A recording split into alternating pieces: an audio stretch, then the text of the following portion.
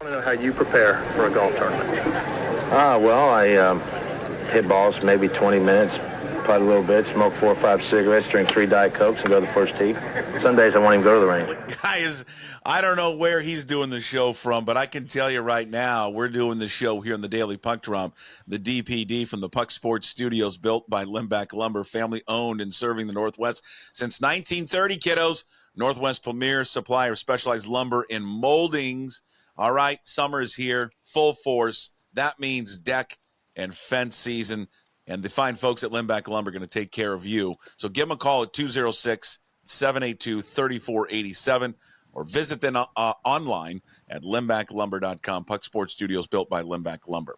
Where are you doing the show today? Listener Jim is out in the forest, I believe, doing the show. Where are you? Yeah, I'm 10 miles west of the Mount Hood Summit. I'm about, 15 miles east of Sandy, about 30 miles east of Portland.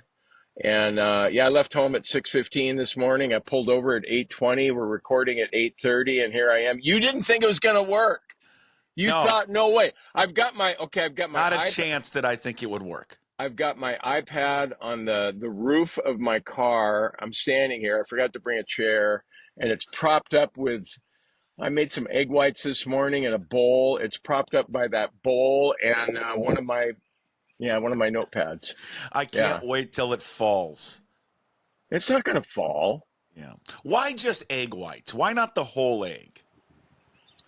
I heard What's something wrong about with the yolk? Isn't the I yolk really like the good part? No, the egg whites, you put them in the microwave and they just fluffy up a little bit. Put some feta cheese in there, some sriracha. I usually add ground turkey and I'm down to 218. 218. Let's go. But what's wrong with the yolk? Am I lower or higher than you? The lower. I'm not 218. What are you? Probably 230. 230? Yeah. And you're what, 5'9"? 5'10". Yeah, do I inspire you with my egg whites? You do. No. I like eggs, but I don't like I like the yolk though. The yolk's the good part. Yeah.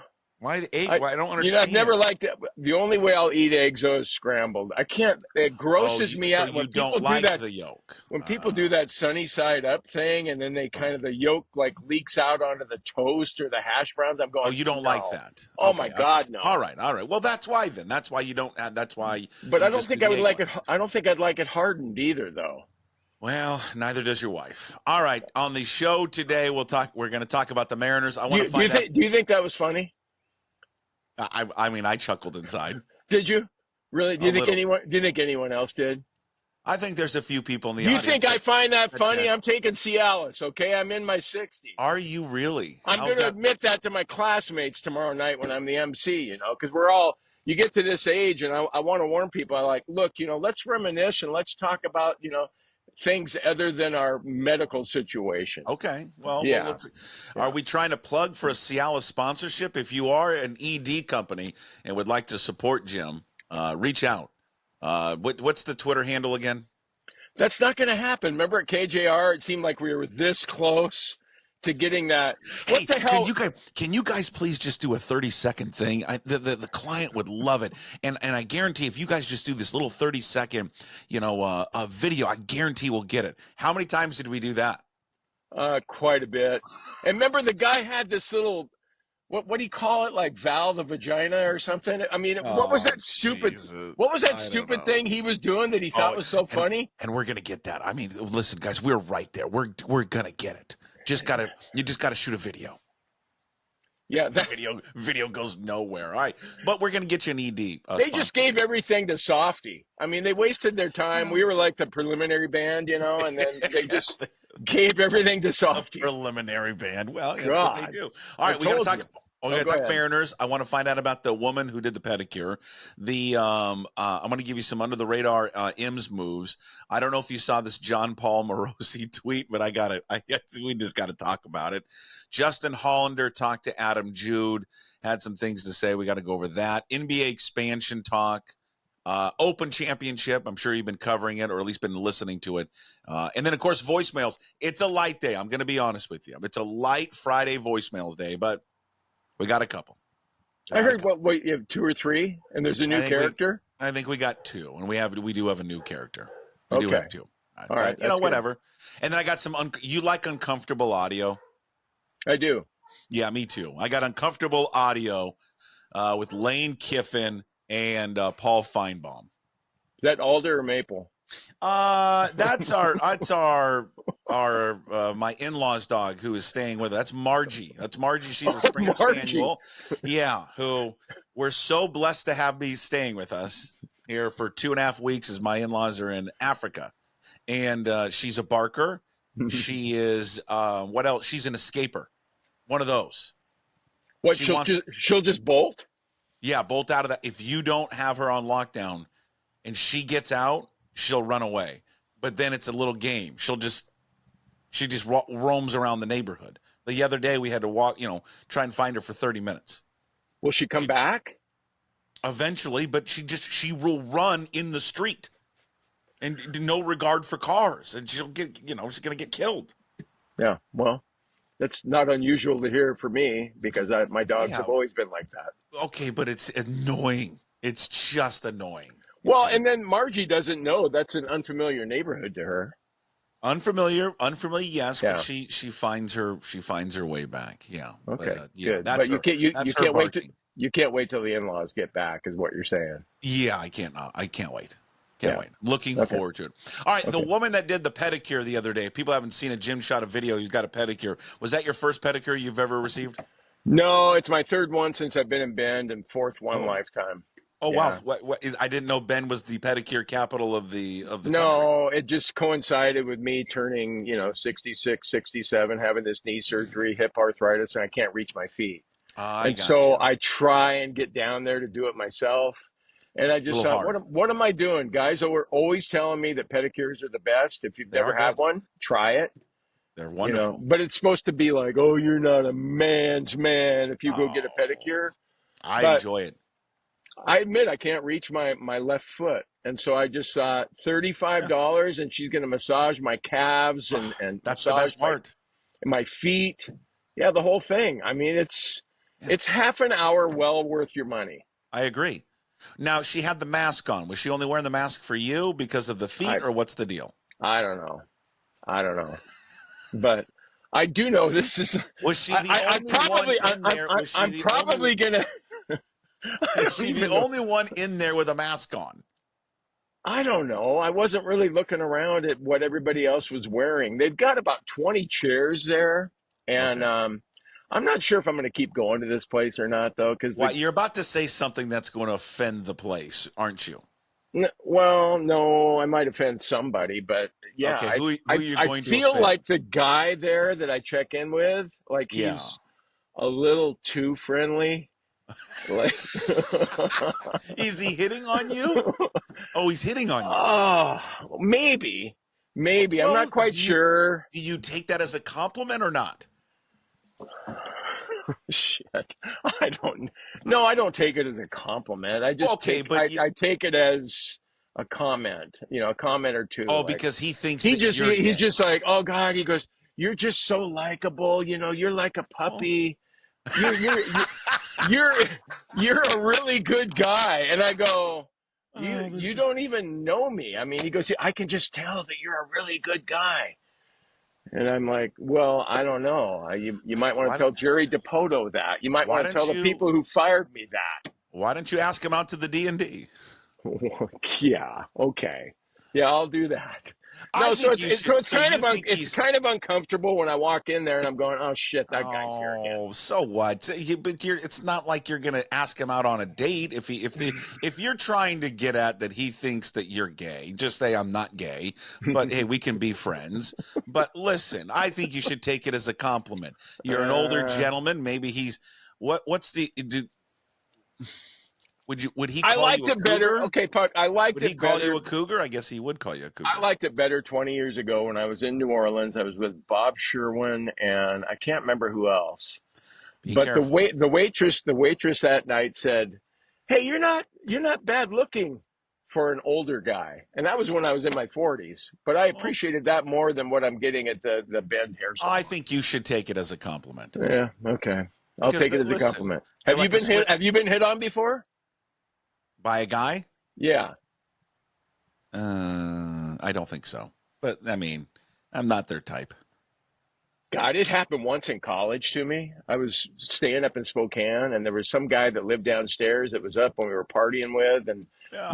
we turned the lights out, and I thought, And all of a sudden, who's God, no, grabbing my I'm not kidding. ass? I'm not kidding, Buck. I was It's sleeping on one Jerry. couch. I was sleeping on one couch, and my buddy was on the other couch. And then I thought it was weird that this guy was not going to his apartment to sleep. He was going to sleep there too. And then we'd been smoking and drinking, and Yeah. so I thought I was laying there on the couch, and I was going, God, it just seems like somebody's right in my face right now. But I thought, no, you smoke pot, you get paranoid and stuff. Sure. But I opened my eyes, and And this guy's face was right here next to mine, and I'm I going, what love the it. fuck? He's either gonna I don't know. I thought maybe he was gonna hurt me or do something I didn't want him to do. I think you're giving And so off. I yelled at my buddy. I go, turn on the lights, and so he turned on the lights, and then the guy was back in his chair, and I'm like going, no, we're out of here. We're out of here. I think you're We giving drove off, back to Pullman that I night. think you're giving off some good vibes. I think you're giving off a vibes that God, do I have that look? Do I have that look? You're a good-looking Maybe guy, and Well, I got the look at the haircut. hair. You got the haircut. You got brand new pedicure. You got that the skin is that olive look now from your time in Bend. The skin is wrinkled. No, but I think I would take it as a compliment that no matter who you're into, everybody is into you. I take it as a compliment. All right, I really would. I'll take it as a compliment. I'll keep really going then. I'll keep going. I really would. Keep going there. Keep going there. Hey, the puppy's back. Yeah. What do you mean the puppy's back? Oh, the puppy. Oh, yeah, because he called you his puppy. Yeah. I think you should bring him a little gift next time you go. What's his name? Do you know his name? Nah, don't know. Oh, well.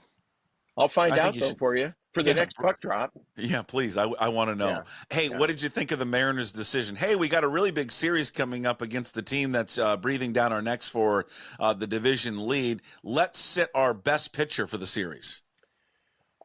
So I take it by the way you're being sarcastic that you didn't like it. Well, do you? Who likes this? I just want to hear, and I want to know the explanation behind this. And the explanation I'm hearing is, well, because he can pitch in the last series against them, and then I believe the last game of the year, which is against Oakland. So we're just going to project to the end of the year. We can't possibly move the rotation around in case we need him at the end of the year, but we can't prevent him from pitching now because we want to get Brian goddamn Wu out there. Brian Wu has thrown twice since June 24th. Why are we protecting him? And don't tell me that Logan Gilbert's throwing all these innings. Does he look like he's tiring? He's not going to throw for 7 days. No, but you are the All-Star game. You know what they're going to the team that is breathing down your neck, who's going to take the division away from you if you're not careful, and you decide because the dorks in that office and that team decided no, he needs extra rest, and we've planned it out at the end of the year, 2 months from now, we'll have him on the mound at the end. It's one of the more idiotic decisions this organization's ever made. I just don't understand it at all. Have I made myself clear on that one? Yeah, I think you did. Yeah, you had the sarcastic approach, and then you had the straightforward approach. That was impressive. You're versatile. You're really versatile that way. I thought it was odd. I thought it was strange. I mean, because you could have made a case for Logan Gilbert pitching tonight because he would have been on his regular rest. Yes. But he's pitched and he's been better than Castillo, been better than Kirby. He's an the all-star. best pitcher on the team. Do you think Houston, when they saw the probables come out, go, well, how about that? We skipped their best pitcher. They're celebrating that they don't have to face him. They are, but you know what's going to happen? Well, see, the thing is it so Wu's going to be great. Wu, that's exactly right. He's going to be great on Sunday. Of course, and DePoto will look brilliant. Yeah, of course He'll look Wu's brilliant. But no, that's odd. You should. How about if you're going to rest him, just have him pitch Sunday. Have Wu go on Monday. But I don't understand. You don't have to have him on Friday. If you want to give him a couple extra days, that's fine. And typically pitchers, they want to be on that regular rotation. Sometimes when guys have 7 or 8 days off, they're not as good. Maybe not all the time, but I mean, they're used to the routine of going every 5 days. Yeah, I mean, I understand. Listen, I can get with they want to protect him because he's thrown so many innings. He's thrown 4 or 5 more innings than Lugo for the Royals. I don't know. Maybe the Royals are doing the same thing here, but it's the message that you are sending. This is and I don't think it's a must-win series. No one would say it's a must-win series, the first series out of the All-Star break. That's idiotic to say. But you want to send a message right away to them, just like they want to send a message to you. It's a long second half. We're going to be here all for the second half of the season. And you elect not to have your best pitcher on the mound against them. I just think I don't get it. I mean, I don't know how many more times I can say I just do not understand it. And if you want to say you want to cite health reasons for it, because he's thrown so many innings, why are we running out a guy who literally cannot stay healthy in Brian Wu? Because the rationale is because they didn't want him to have this long gap between starts. I mean, he last pitched July 12th. And in that game, he was terrible. He was terrible against the Angels. He was 3 1/3 innings. They had pull him from the game. He had 9 hits, 4 runs. So since June 24th, he's pitched twice. He's the one who needs more rest. Jim Moore you've made the switch into the car because the iPad in the sun just got too hot. Yeah. Yeah, sorry about that. It's okay. I think we were lost and ranting and raving about Logan Gilbert, Brian Wu. I mean, maybe I'm getting too worked up about it. I think it's a huge series. I think it's an important series, and I think sitting your best pitcher is just the wrong decision. But well, I agree with you. I think most Mariner fans agree with you, but I mean, it's like they're the Mariners.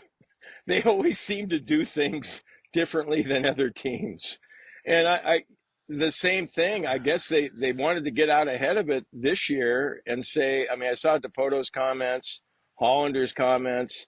It sure doesn't sound like they're planning on doing anything spectacular during the trade deadline situation. They've already laid the groundwork for it's not our fault. It's another, again, and there's so many people that always get mad about this. They are moving the goalpost one more time. They're doing it again. They're just doing it again. It was COVID, and then it's like the market, and it's yada, yada, yada. Now this year they're going to move the goalposts again because they're going to sit there and say, we couldn't make any moves, even though we tried, because there's too many teams still involved in the playoffs, so we couldn't do it. Right. You watch that. The asking price was too high for all these guys. That will be the didn't want to mortgage the future. Didn't want to get rid of some of these prospects. And again, they should blame themselves for this situation they're in at the deadline when they could have addressed this in the offseason by just not having to trade anyone, just buy players. That's all they had to do. But what did they do? They cut payroll. They traded people away because they were slashing payroll because they didn't want to pay anyone. And then you get the Jerry talk when he goes on state radio and says this quote that he gave, like for even DePoto, is an all-timer. Is an all-timer. And one of the best quotes ever. What he said. He said, quote, "We are open to doing something that has the potential to be dynamic." Yeah. Well, I think every GM in the league is open to that without saying as much. Well, you got the GM of the Rangers that came out this week, Chris Young, who said, and this is what I think people want to hear from these guys. No excuses that there's a bunch of teams still involved. No excuses of that. He came out and said, we are going to do everything we can to improve this baseball team. That's what he said. That's what you want to hear from Jerry and Justin. You want to hear that. Yeah. Especially, like you said yesterday on your puck drop, this is a franchise that won playoff visit in the last 9 years, and what? I mean, what we go 23 years without a playoff team, 22, 21, whatever it was. I mean, it's forever. Yeah. Yeah, but you're right. I mean, the excuse making is starting because it was calculated what they did this week. They have DePoto that's going on the flagship. Then they've got Hollander that went on KJR on the same day. It's to get the messaging across to Mariner fans that, hey, it's not our fault this year if we can't pull off a deal. because Dipoto said it, on the flagship. I don't know if that's going to be available as we push into the deadline. Holland just said the same thing, that it's, it takes two to tango, blah, blah, blah. Yeah, but how do you justify that when other teams are going to be making moves? I mean, we're going to see players going elsewhere that we're going to think, oh, gee, the Mariners could have had him for Harry Ford and somebody else. And I don't Why think didn't they do it? Yeah, and I don't think they. And the other part of it, Puck. I mean, that mental, emotional, the intangible part of it. I think you really. I remember talking to Jeff Nelson and some other guys back in the day, and when moves were made or not made, it really impacts that clubhouse, not just on the field, but how they feel about what the upper management thinks about their team. It's like, hey, you guys don't believe in us? I mean, why didn't you give us some support here when Texas is getting some support and so is Houston, and those are the two teams we're trying to hold off here? Think about what they've done in the last few deadlines, right? Okay, they got Castillo, which was a great pickup. But in the two other deadlines, what do they trade their best bullpen arm and like all around great guys in the clubhouse away. I mean, that's when there's significant moves. Yeah. And now we're going to get closer to this deadline, and I'm telling you that, I mean, jobs need to be on the line this year, man. They really need to be on the line. This is 9 years. They have had long enough to get this thing going. And if now I hope they get in, and if they get in, then, everything changes, right? Just the way that baseball is and with the pitching staff that they have. But, I mean, they got to get in. And their offense just, they said it Dipoto said it himself and, took the blame for, putting this team together and constructing it. They're striking out more than they ever have. And it's just, it's a painful watch. But I would say this, I don't think they need to necessarily have a splash acquisition. I mean, it would be nice, if it would be great if they could pry Luis Robert Jr. away, just because he provides them exactly what they need. They need help in right field. They need a right fielder. They need another power bat. He would answer that. If they could somehow pry Vlad Guerrero Jr. away from Toronto, if Toronto were to move him. I mean, they've been adamant they don't want to move him, but that solves everything. You solves your first base problem, and he's an offensive weapon for you. But, I mean, I think there's guys out there. We talked about it. I talked about it with Divish a few weeks ago. And again, some of these guys may not be available quite yet because they're still kind of lurking around, the wild card playoff spot. But a guy like Lamont Wade Jr. from the Giants, again, that's not a splashy pickup. And you're going to go, well, why would we get that guy? Well, Lamont Wade Jr. He's a high average guy, isn't he? Yeah, and he's got an OPS of 857. He slugs 419. Okay? First base outfielder. He doesn't strike out. He's got an on-base percentage of 438. I mean, you need guys that put the ball in play, okay, and don't strike out all the time. And Lamont Wade Jr. can provide that for you. Again, not a splashy guy, but a solid baseball pickup. Lane Thomas, right fielder for the Nationals, same deal. Okay, again, he's not a splashy high, but he's a good pickup, and he's an upgrade of anything that you have in right field. Guys like Danny Jansen, who the Blue Jays most likely will trade, backup catcher. He's not, he's not having a great offensive season, but you need a catcher. Because you can't keep rolling out this Raleigh Garver thing, because it's going to bite him in the ass. It already has, and it will bite him in the ass again. Yeah, well, those are the kind of players, though, that are. It's reasonable to think that they might get those guys. One of those guys anyway. Not going to cost you anything for those guys. You're not giving up Ford or Cole or Emerson. You're not giving up any of those guys. There's a couple. Tanner Scott for the Marlins is a relief pitcher, left-hander. They need another bullpen arm, and a left-hander would be great. He'll be available. I mean, so I think there's moves like that don't cost you your top prospects that you can get away with. So, and I mean, maybe it doesn't excite the Mariner fan base, like who need like the Guerrero name or the Robert name, but if they got guys, a combination of those guys, I'd be happy. Well, any combination of something, you have to do something. I mean, when Hollander and Dipoto made their comments this week, it sounds like they're leaning more toward not doing anything. And that's just, yeah. I mean, the Seattle Times, I think it was Adam Jude, had the article, or maybe it was Divish, I forget, but just talking about all the different guys out there. Yeah. Sometimes I'm going, if you can't get a hitter, then get an elite pitcher. And I know that you need offense. I get it. But I love that guy from the White Sox. Who's that? Crochet or whatever? I Oh, mean, Crochet. Jesus, if you could get him. Remember how he looked against the Mariners too? They I need mean, another starter, though. I mean, no, they don't. They don't. you I could know, throw but him into the bullpen too. I think a little I'm bit. big on run prevention too. If you're not going to score runs, you can win some games 1-0 with that Crochet guy. Yeah. All right. I What mean, did you see the John Paul Morosi tweet? No, but has he gained his credibility back yet with you or no? Because I love John Paul, and I I know want. you do. I Yeah, I like him can't. I too. used to work with him, and I I know. mean, I love John Paul, but I know that what was it, Otani flying to Toronto or Well, whatever yeah. it I mean, he was? royally effed up that Okay, well, story. how many times have we royally F things up? Or Yeah, wait, you but and I don't really have credibility anyway. we have zero credibility. Okay. Number two, we're not in our job is not to break news. We don't. That's not our job. That's his It'd be job. it'd He's a be cool if we breaking did news though. reporter. Well, yeah, Yeah. it'd be great news. Okay. So what he tweet out that you're not happy with? You tell me this. In this day and age of journalism, if this passes the sniff test as news, okay?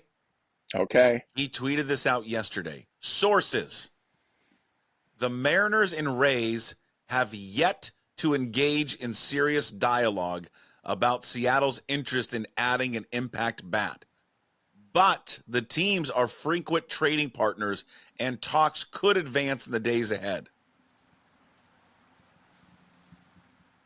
Yeah, That's not news. That's not a report. no, that's just him speculating What because is of that? the history the two teams have had of trading But why with don't you each just other. say that though? Why do you preface it by saying sources? Just say, hey, Mariners, if you're keeping tabs, Mariners and Rays haven't engaged in any talks yet. But I think one thing to keep in mind as we get closer to the deadline, these two teams are frequent trade partners. Keep an eye on it. Could be something there. That's just his opinion. What he's that is the. I mean, that's the problem with social media reporting nowadays, and he's part of it. Is that's not a report. That's no news. Yeah. So did the comments tear him apart? Oh, just murdered him. Murdered him. Did they? Oh, murdered him. Just like, hey, where's Otani? Everything's about Otani. Is Otani still in Toronto? When's Otani flying to Toronto? And I mean, but I think guys like this, they do it to themselves with shit like this. Yeah. Like that would be like I could just say sources. The Mariners have yet to call the Yankees, but the Mariners could call the Yankees and ask about Juan Soto because they've got Harry Ford and Colt Emerson and Cole Young. They don't frequently trade with the Yankees, but they have shown interest in Soto in the past, and they could offer those three for Soto. Watch out for that. Isn't that the same thing? Pretty much. Yeah. Go ahead and trash away. I still love John Paul. I know you. But go ahead and trash him if you want. Well, I just think come on. We got to do what do you think the chances are? Like Hollander talked about internally having improvement in the next 64 games. What would you set the odds at of that happening? Well, like maybe one or two guys will get better. What he's saying though when he says that. He's saying that don't count on us to bring anybody in. We got to rely on these guys that are here. I mean, he's just showing belief in his team. What he's trying to do. I took it as the internal improvement will be because they did this, I think, last year, 2 years ago, is going to be Julio didn't do anything for the first half of the season. And now Julio's on fire in July and August. It's like we acquired a player. Mm-hmm. Yeah, they make it sound like, okay, we didn't get an outside player, but it's the same thing with Polanco. They're feeling like Polanco might come around the next 60 games. Exactly. Because Hollander said that to Adam Jude, like, "Oh, I thought Polanco kind of looked good on the road trip." So that's what they'll say. No, we didn't, and we didn't acquire anybody outside the organization, but we really felt like as Polanco's turned it around, we've acquired a player because we didn't have him in the beginning. And he kind of hinted at J.P. Crawford the same way. Now, I love J.P. Crawford to death.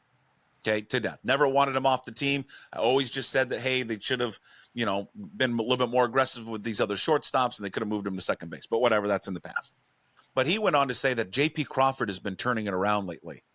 Do you know what J.P. Crawford's hitting in his last 39 games? Would you care to have a guess? He's hitting 203. with an on-base percentage of 303 and his OPS is 669. I would just like to know from Hollander's perspective, what has he turned around? Yeah, well, yeah.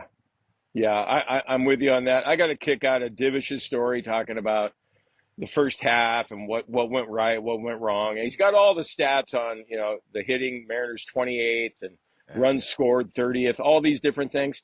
My favorite, though, I absolutely love this. They're third in hard hit rate and fifth in exit velocity. And I'm like going, fuck you. I'm sick of all that bullshit. Jesus Christ. You know what I want? Hard hit right at people. Well, I guess what they're going to say, though, is like, oh, it's bad luck. Hey, you know what? If we keep it up with that hard hit rate and the exit velocity, and Blowers can talk about it, that they're going to Blowers somehow doesn't even buy into it. I guarantee. He always talks about it. Yeah, but I mean, they're going to, if you continue with that kind of hard hit rate, the luck's going to turn. It's going to change. You know what I want back? You know what I want back? And you know what I think is going to start coming back? And actually, it should never have left. I'll be honest, it's never left my, I don't know what's the right word. You want back the all-star uniforms of the teams. Well, you want that back. Well, yeah, okay. Everybody does. No. Okay. I want average to matter again. Oh, my God. Because I'm with you on that. Here's the thing. The game is about putting the ball in play and hitting it, right? And getting hits and getting on base. And this new school baseball, whatever, that average doesn't matter is such a crock of shit. You want to know what? It matters. It matters if you hit the ball. It just does. It's okay to hit the ball. I love going back. Tony Gwynn, people bring up his stats and how infrequently he struck out compared to today's player. And I know Tony Gwynn, Hall of Famer. I know that different. I know he's different, but it's still. And again, I go back to that Orioles game where they put the ball in play and they had a couple of seeing eye singles that went through into center field that were the difference in the game. Right. Where if it had been a Mariner player, the ball wouldn't have been in play probably with 2 outs. Well, yeah, they strike out. Yeah. So their average is terrible. But I just think we've been so conditioned as baseball fans here to not care about batting average. And I'm just I don't know. I think it's odd. I think it's odd to be so conditioned now to just think batting average doesn't mean anything more. Now anymore. Now I get it. It's the pitchers are way better. It's harder to get and all of it. I don't know. But it's not unfair to expect 250, is it? A 250 average. I was thinking 1 for 4. I was thinking about it. Like, what's the new 300? So I thought it's 250. I think. Okay, you say 250. See, I thought it was 275. So I thought 275 is the new 300 to me. Well, maybe. And you look at the Orioles. You look at the Orioles. Henderson's 286, Rutschman's 275, O'Hearn's 274, Westberg is 271, Mountcastle is 271. All right. So I thought like 275 is like the new 300. So I looked this up today. Currently, there are 12 players in baseball hitting above 300. That's it. 10 years ago, there were 17 players that were hitting above 300. Now that was for a full season. So right now we're still not in a full season, right? Obviously. So for the first half of the season, 2004.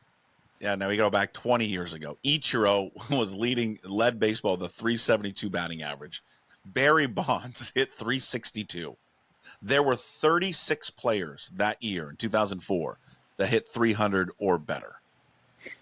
Now I looked at it this year. If we take the baseline of 275, right? 39 players right now are hitting 275 or better. So I don't know. Maybe it's less than that, but you say 250, I say 275. But I think we need to get back into where, like DePoto talked about it this week, that we don't make enough contact. Exactly right. They don't. And we've been conditioned as baseball fans by these stat dorks that average doesn't matter anymore. And they're flat out wrong. They just are. Does anybody ask Jerry or Justin about Brant Brown and if that made any kind of difference? Well, I mean, I know I'd be a wise ass at one of these press conferences. It'd be like, hey man, well, I thought the Brant Brown move, the offensive, remember that bullshit too? He's our new offensive coordinator. And then they just got mocked left and right for that, and rightfully so. Well, I don't know. Well, let's get him on the podcast. Brant Brown? Brown. Yeah, we Yeah, got to find out. I don't even know how to get a hold of him. All right, I we'll know, find but him he'd out. be great. I mean, he Yeah. probably doesn't want to burn any bridges, but it'd be kind of fun to talk to him anyway. Yeah. Well, okay. Like, hey, All right. Brent, how do you feel, post your firing when you see your team strike out 15 times in a game? Do you All feel right. like it wasn't your fault after all? You I'll want to F- move on, though. I can tell you want to move on well, to I need to something. move on. Yeah, let's Yeah, move on. go ahead. You We've want to done go a to lot of the we've done Big a lot of 12? we've done a lot of baseball talk. It's fine. Yeah. Seahawks. You want a quick note on the Seahawks? They got camp next week. They placed 12 players on the PUP list, including 4 starters: Abe Lucas, the Baker guy, and Dotson, the 2 linebackers. Who I'm starting to think we're never going to see these 2 linebackers play at all this year because they haven't done anything. And then Anthony Bradford, all projected starters. They can come off anytime, but if they're on it when they cut down the rosters there in August, when they go down to 53, then they're going to have to miss the first 4 games of the season. So fingers crossed there on Abe Lucas. The linebackers, I've already conditioned myself that we're not going to see the linebackers at all. So if they come back, gravy. At all. So they're going to be like pitchers where Yeah, you're I don't waiting know. on them coming back and they say July and it's not until September and then They they go, haven't oh, done he's shut down anything, for the these guys. season. Yeah, they haven't done anything. No, they haven't. And I've heard you with Rob Staten, and the linebacker situation is rather bleak right now, especially with the 2 projected starters being on the shelf. So, hopefully that'll change. But Lucas, that's real problematic. I mean, I think Yeah. old Abe, he's pretty much, even if he comes back, I Yeah. mean, I can't imagine him being your right tackle long term like they expected when they drafted Just him. seems like that he's got that it seems like it's a chronic knee injury, and that's Yeah, problematic. but he is a Coug, though. He's a Coug, and we love him. We love him. And Yeah, we're we going to do. pull for him. Listen, Yeah, we're going to pull for him until we can't pull for him anymore. Hey, you know who I correct. caught up with yesterday? That in this episode, I don't know when it's going to come out, probably in the next week or so. I caught up with Jerry Brewer and Gary Washburn. Did you ever cross paths with Gary Washburn?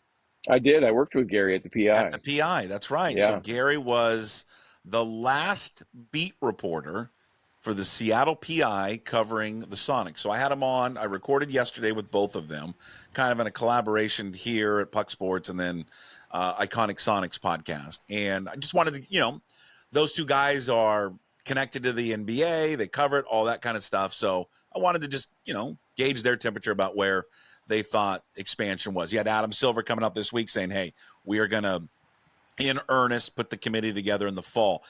I'm thinking, all right, rubber stamp it, boom, Seattle, Vegas, let's move on. Because we all think it's that, right? I'll be honest with you. I got done with this thing yesterday. I was thinking, Jesus, man, is there a chance we don't get the team? And then they gave me, I asked them both, I'm going to play this for you. Because I was really annoyed and disappointed when they said this. I asked them, I said, hey, what do you think the timeline is for the team coming here to Seattle? What do you think the best case scenario timeline is? The best case scenario would be the start of the 27-28 season. I think the best case scenario is the first draft pick of the new team is in the 27 draft. Anything sooner than that is a bit of a crash timeline.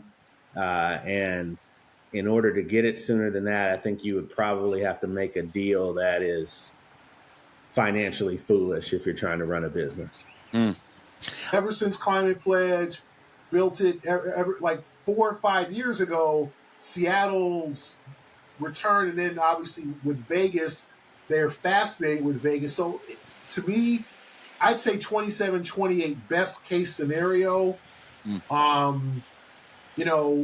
Because I just think everything is politics in this thing. Nothing happens fast in the league. Yeah, so I'll be honest with you. That was disappointing to hear. The best case scenario is 27-28. My God. How much longer do we have to wait for this? Yeah, those guys are dialed in too. So you sit there and you think, okay, 27-28.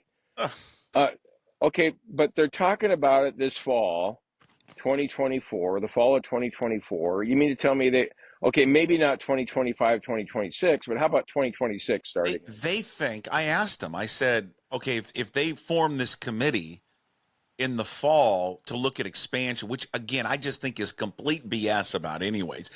they know where they want to go. But I'll say this: I thought Gary really made a more compelling argument for Mexico City, and I get what he was saying. Mexico City, you're talking about a massive market. You're talking about a demographic in Mexico that you want to get into, and it's money. And what do these owners want more than anything? Money, money, money, money, money. Who brings us the most money? And if they think another city, even though they love Seattle, can bring them more money, I don't know. Maybe some of them are like, I don't have any loyalty to Seattle. I don't care. I want money. I want the city that brings in the most money. I still don't think it's going to happen. I still think it's going to be Seattle and Vegas. And if it's not, then, I mean, the NBA forever is dead to me. But I thought they both made a compelling argument for Mexico City. But they think, Gary said, that when they form this committee in the fall here, that it's going to take a year just to have the presentations and all the cities that are going to be involved, and then they'll make the decision. I'm like, oh my God, that's just. Are they really? Yeah. They're going to make Nashville and these other cities put together a bid. Yeah. Knowing, like, if you're in Nashville, you're thinking, man, my city would be great to have an NBA team. But you look at Seattle and Vegas, and they're the clear-cut favorites. I mean, look at everything that's in place here in Seattle. I mean, for the longest time, it was like no arena, and now you got a state of the art arena. Yeah, it's and ready you're to ready to go. go with ownership, ready to buy in, and you got people with the money that can afford. What is it? They're talking like $4 billion. $5 billion. $5 billion. $5 billion. Yeah. So why would they want to wait till 27, 28 to get their $5 billion?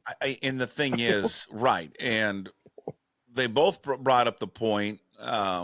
Of Vegas the Vegas seems logical, but there are a lot of issues with Vegas. One, they don't have an arena yet. I guess they could temporarily play in T-Mobile, but they've got two groups there trying to build arenas, and they haven't even broken ground. They have no permits yet, none of that stuff. So they haven't even started that process. Plus, there's some people, especially with this Jonte Porter situation and the gambling, that has maybe some real fear of putting a team there. With everything that's going on with gambling, and God, if you can get to that guy, or we're gonna have more problems there. They do a lot of business in Vegas anyways, but there was just some things. I came out of it. I think they both think that Seattle will get the team, but I did come out of it thinking, oh God, there is probably a little bit of a chance they don't, or that it's going to be longer than expected. Like my goal and hope was 25-26. And then like the worst case scenario was 26-27. And then I'm listening to those two yesterday telling me, well, best case is 27-28. And I'm like, I don't want to wait that much longer, but that'll make it 20 years without a team. It's just brutal. 20 years. Yeah. It was good to catch up with those guys. That probably will come out next week or so. In the next week, 10 days, we'll put the whole thing out. They mentioned Montreal maybe is another possibility as well. We talked about ownership groups and all that kind of stuff. Open Championship. I mean, we're recording this on Friday, so I'm not going to give you the updated leaderboard. I can tell you guys that have finished. Tiger Woods, shockingly, he's going to miss the cut. 14 over. He was 6 over today. 14 over. Maybe Colin Montgomery was right. Maybe he shouldn't play golf anymore.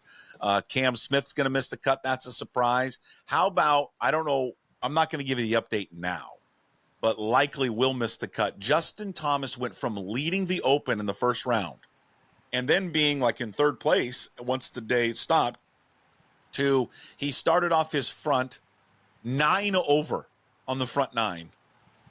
9 over. But you shot 45? Yeah. That's like what you and I would shoot. Yeah. Although if he shoots 45 there in those conditions, we would have shot 55. Probably. I would have 65. Cantlay and Horschel were the second round lows at 3 under. Scheffler was 1 under. Today's 2 overall, 2 under overall. So he's 5 off the lead. So there you go. That's your Open Championship update. I love the Open Championship. It's one of my favorite things. I really do. Oh, it's awesome. I'm with you on that. And I watch a lot of the European Tour. I just like that the different courses over there. And you know these guys better than I do. Well, and then you don't have to have every blade of grass just perfect. Exactly. You know, the courses over there are kind of cool. Every once in a while, you'll see a sheep or a goat, you know, that are just off the side of the course there. Did you know there's a house on this course?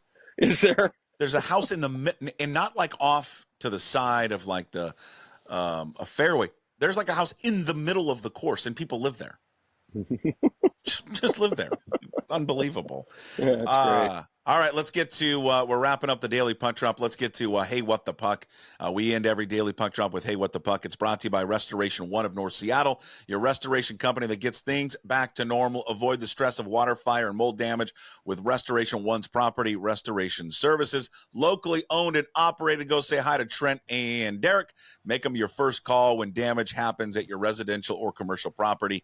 206-817-8917 or visit them at restoration1.com, the North Seattle franchise. Did you see that Jeff Baker is leaving the Seattle Times? No, where's he going? I'm not going to, you're going to think I'm making up this job title. He's going to the Kraken. What's he going to do? He's the I've never heard of this role. He's the vice president of editorial. He's going to provide writing content and then help. He's going to help strategize storytelling on the broadcasts and other channels. It's kind of a unique position, right? So is he going to like hand Forsberg and like JT Brown like here's a script for tonight's game? Like I don't understand that. Yeah, they must have it well laid out. Boy, Jeff knows his hockey. Yeah. So, yeah. I tried getting a job with them once upon a time. I was going to do it. Hold on. With who? With the Kraken. Because I know so much about hockey. I had an interview with Bob something over there. Bob Condor? Yeah, the digital guy. We met like at a Starbucks downtown. It seemed to be getting off the ground. My proposal was hockey 101 type stuff. Oh, okay. For people like me and you that are casual don't know fans anything about the sport that want to get up to speed. Yeah. And it was well received for, I don't know, maybe half an hour, and then nothing ever came of it. All right. Well, he's leaving. That's a loss for, I think Baker, for a lot of people, is kind of a polarizing figure. I appreciate Jeff. Why is he polarizing, do you think? I don't know. Some people just don't like him.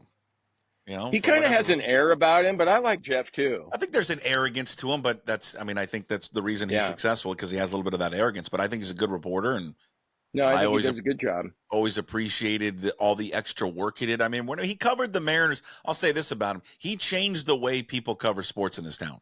He really did, because when he started doing the Mariners and he did the blogs and he did the video stuff, everything that people are doing now and the podcast, like he took it beyond just covering the team. Yeah, I remember down in Peoria seeing him do that for the first time, and I thought, what the hell is Baker doing? Right, but now everyone does right. it. No, right, he's very good at what he does. Shout out to Jeff Baker leaving to go join the Seattle Kraken. So I told you, do you like uncomfortable radio interaction, right? This is the very much so. SEC Media Days. And Paul Feinbaum is interviewing Lane Kiffin. Of course, they have a past. Feinbaum's gone after Kiffin. Kiffin's gone after Feinbaum. But this was them on set on Feinbaum's show this week. I'll steal your line, but I was going through deep depression over this incorrect guilt that you tried to lay on me, which preceded that move. Had something to do with Southern California. Oh, yeah. When you got me fired at USC, I got myself fired at USC, but you didn't help. It's a better story if I got you fired. You really did. Because it is a true story that the athletic director and the president were on that trip. We were playing that night, and you were on College Game Day, and you had to make your big splash, and they were watching it, because I know the other person in the room that was watching it with them, and you said what a joke I was, and I'm the Miley Cyrus of college football coaching, and I should be fired, and they looked at each other, and later that night, I was fired. Yeah. By the way. But hey, look what happened. I would have never gotten to work for Coach Saban. All these other things wouldn't happen. So I appreciate you for helping getting me fired. Thank you. Look at what you're doing today. You're predicted to go to the playoffs. And look at Miley Cyrus. She's had a nice comeback. So you're wrong on that. I mean, you putting me down with that. So really, I don't really know what you're good at. Like you predicted that Coach Saban was done. That didn't happen. You basically said Miley Cyrus stinks, and she's still going. Yeah. Well, anyway, it's always great to be ridiculed by Lane Kiffin here at SEC Meet. That was pretty good. Yeah. Very good. Why did Kiffin agree to do the interview? So he could probably do that. Okay. Yeah. You think he went into it thinking I'm going to trash on Feinbaum here? Yeah, I think that's exactly what he did. Yeah. Yeah, Well, course. yeah, you're not a big fan of Feinbaum, right? Don't you think he's boring? His show? Have you ever listened to it? No, It's no. awful. I just see him when he's on the studio shows. He's terrible. The people that make the show, and I don't know how much he does it anymore. The people that make the show are the callers. The callers are who make the show. Yeah. I used to listen to it, and I used to play this on the radio show, and she's passed away. There was a caller from Auburn. Her name was Tammy from Auburn, and she was hilarious. She was hilarious. And the callers are what make the show because they're the SEC fan base down there, they're so passionate. They're so out of control. And she would call up drunk and yelling at her husband because I think her husband was an Alabama fan. I mean, that's what makes it. But when it's just him talking, it's rough. It's real rough. Yeah, but whatever. He got a niche and he made it, and he's wildly popular because he takes a bunch of phone. That's all. The whole show is him taking phone calls. That's it. That's all he does. Well, do you think you'd be more popular if you took phone calls? No, less. I don't think. Yeah, we're barely scraping by. All right, let's end it with voicemails. We only have 2. Okay. We only have 2 voicemails. Voicemail line is open. You got to go to pucksports.com. Upper right-hand corner, it's there. There's the number. The phone number, I'll give it to our listeners, is 425-577-7272. We play voicemails on Friday. Friday voicemails with the great Jim Moore. Only 2. We need more people. Okay. We do have 2 new characters. 2. One's good. Okay. One's could use some work. All right. You ready for voicemail number 1? I am. Yes. Introduce you to Julio Rodriguez. Gordo, Papi Jim, this Playboy J. Y'all gotta start saying my name right. It's Julio Rodriguez. Y'all gotta roll your R's. If you know, your ladies will love it. If you know what I mean. I gotta know what y'all prefer. Ass or titties? Pick one. It's a fair call, Jim. That's Julio Rodriguez checking in, wondering if we do you like ass or titties more? Yeah, that's what he's asking. Man, okay, what is that? Is that a pick'em? Who's the favorite there? I'm going to take. You think Yeah, but I think tits are about like a 2.5 point favorite, aren't they? Okay, yeah, but I would say, yeah. But you'd go ass. Yeah, but if you want to go gambling terms, yeah, I agree with you. Yeah. Okay. Yeah. Well. Okay. All right. Okay. So you're saying you like Kaisa's ass then? I don't think we need to bring our wives into this. No, my wife told me one time. She goes, "I'm really glad that you're not an ass person because she doesn't." She kind of has a flat butt, and she doesn't think much of her butt. You're going to get yourself into trouble. Be no, I just said something about like hey, your butt's perfectly fine to me, honey, or something like that. I've never looked at her butt and thought, God, I wish it was more rounded. I never have done that. I haven't. Okay, before you get your second divorce, let's move on to our last one. And this guy will actually be I'll be talking to this guy a little bit later today. Hello, Puck. It's Chris Egan coming to you live from a lovely Tuesday here in the South Sound. Let me tell you, my wife, she just looks so hot this morning.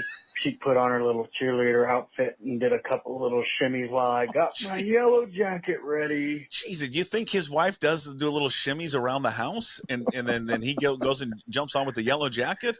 Yeah, maybe so before she closes another deal on another house. God, you would want to talk about the breadwinner. Have you ever met anybody, Chris Egan, that's more positive, more upbeat than Chris Egan in your life? Oh, God. Offhand, I can't think. Yeah, because he's always talking about the Mariners and how they're, things are going to turn. And oh, yeah. Yeah. No, but isn't that a good way to live life, though, as opposed to how you and I do it? Well, 100%. Then why 100%. Do we do it? Why do we do it the way we do it? And Divish, too. God, Divish, what a downer he is. He is a Debbie. He's a Debbie downer. I mean, I'm a downer, too. I am. I'm a downer. And I don't know where that came from. Life. Just life. I guess. That's where it came from. All right, that's Hey, What the Puck. We do it at the end of every daily Puck Drop. Again, Friday voicemails.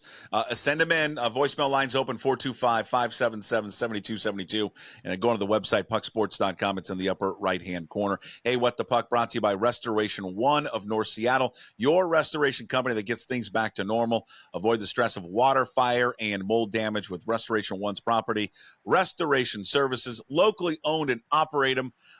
Make them your first call when damage happens at your residential or commercial property. 206-817-8917, or visit them at restoration1.com, the North Seattle franchise. All right, we took up a lot of your time. Yes, that was about an hour. Do I get overtime today? Yeah, I did not, I don't like these things to go an hour. They're supposed to be 30 minutes in and out, but you know what? We have a lot to say. Well, and then I had technical difficulties with the iPad. You did have some technical problems with it. You like where I am, though? Pretty good spot, huh? I love where you're at. Have fun at the reunion. We'll talk to you on Monday. All right, Puck. Take care. Go Cougs. Yeah, go Cougs. There he is, Jim Moore, the Daily Puck Drop every single day. We drop it at 10 a.m. here at Puck Sports and pucksports.com. We'll talk to you later. We got Ryan Divish and Chris Egan coming up on the podcast later this afternoon. Until then, as always, we promise to be better. Shirt, no shoes, no ties. Would anybody like to smoke some pot? Yeah. I was born to love you.